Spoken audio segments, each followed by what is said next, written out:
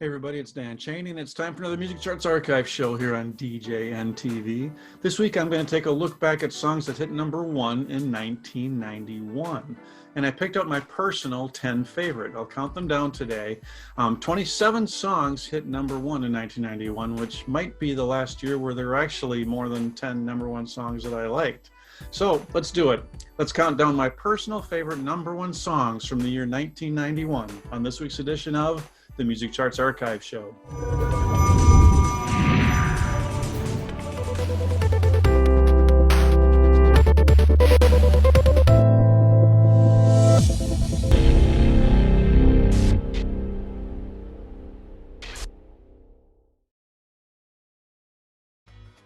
DJ Event Planner will change the way you manage and run your business. Streamline all of your procedures and software into one easy-to-manage system. DJ Event Planner, the ultimate online planning tool. Welcome to this week's Music Charts Archive Show. Today I'm counting down my personal 10 favorite number one songs from the year 1991. So let's start that chart. Number 10 is Love Will Never Do Without You by Janet Jackson. This was the seventh and final single from the huge Rhythm Nation 1814 album, and it was number one for 1 week on January 19th of 1991. All of the singles from the album actually made the top 4. I really enjoyed the entire album and the unique sound developed by producers Jimmy Jam and Terry Lewis. Supposedly they toyed with the idea of making this song a duet with a guy, and they had Janet Jackson sing the first verse lower like a guy might. The song remained a solo though, as we all know, and the first verse remained with Janet Jackson singing in a lower register. Number 9 is Joyride by Roxette. Joyride was the fourth of 4 number one singles for the Swedish pop duo, topping the charts for a week on May 11th, 1991. The song was written by Per Gessle, who is one half of the duet, along with Marie Fredriksson. The opening line in the song, "Hello, you fool, I love you," was taken from a note left by Per by his then girlfriend, now his wife, and of course the actual note was written in Swedish, since they are Swedish. The song's title was inspired by a Paul McCartney interview where he referred to songwriting with John Lennon as a long joyride. Number 8 on my list is I've Been Thinking About You by London Beat.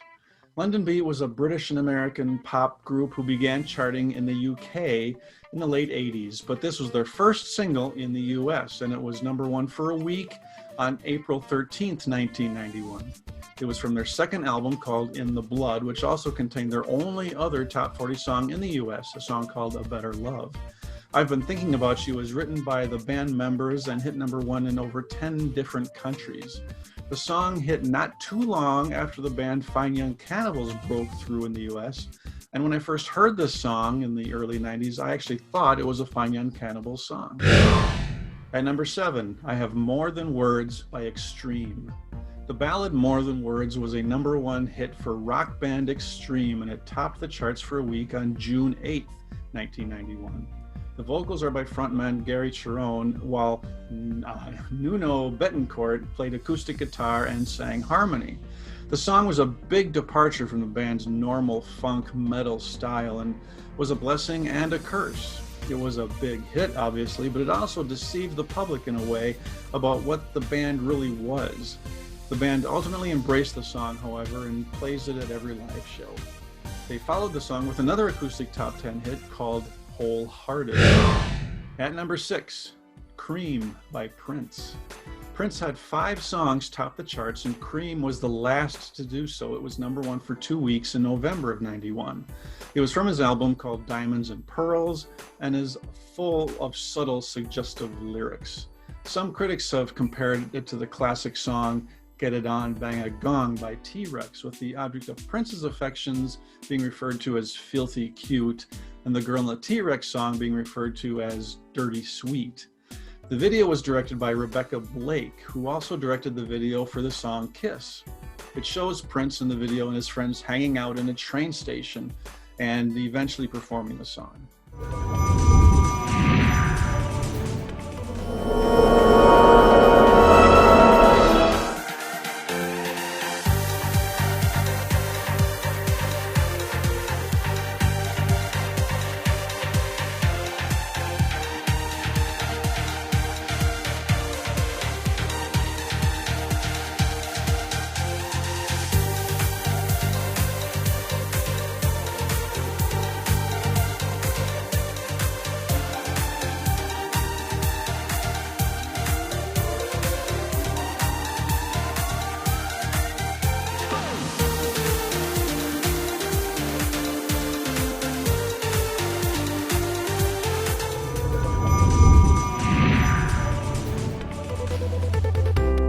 to this week's Music Charts Archive Show. I'm Dan Cheney, and this week I'm counting down my personal top 10 number one songs from the year 1991.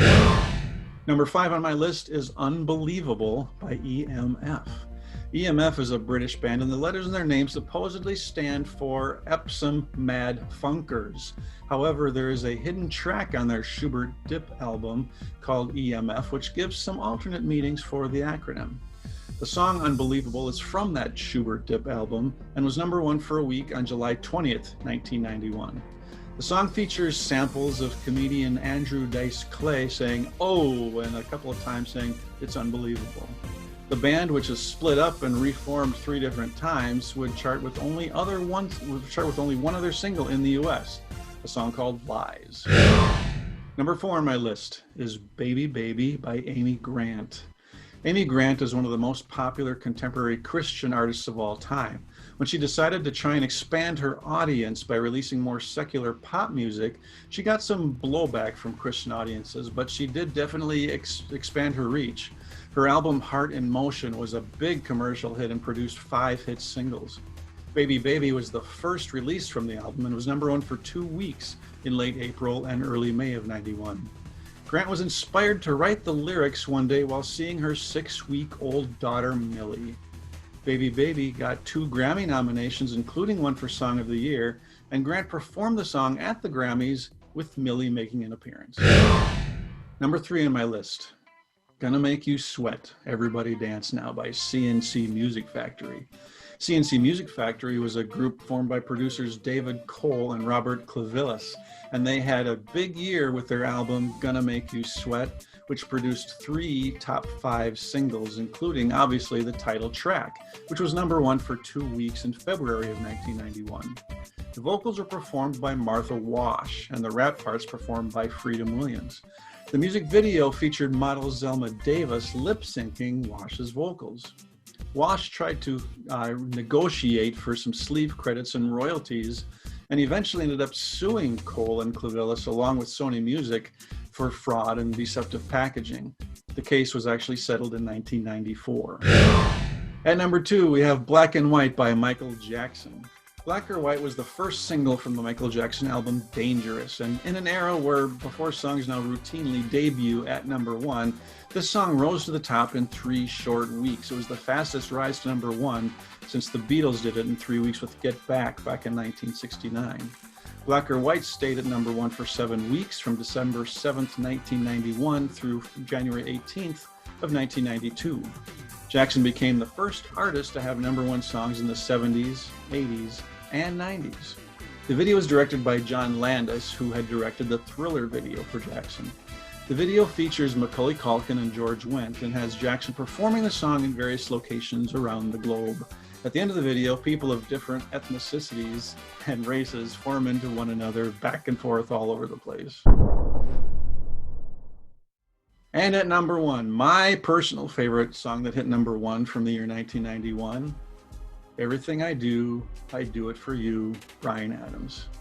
This big hit ballad was included on both the soundtrack to the Kevin Costner movie Robin Hood, Prince of Thieves and Adams' album Waking Up the Neighbors.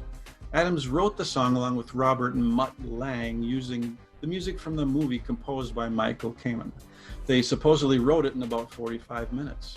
It spent 7 weeks at the top from July 27th to September 7th. The song also holds the record for the longest run at number 1 in the UK with 16 weeks. It was nominated for an Academy Award for Best Song, but it lost to Beauty and the Beast. Well, there you go. Those are my personal favorite songs that hit number 1 from the year 1991. Please give the video a thumbs up and let me know in the comments which songs might be your favorites, or if you have your own choice that didn't make my list.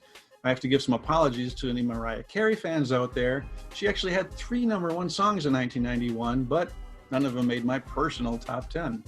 This has been Dan Cheney for the Music Charts Archive Show, and join me again next time for another top 10 list right here on DJNTV.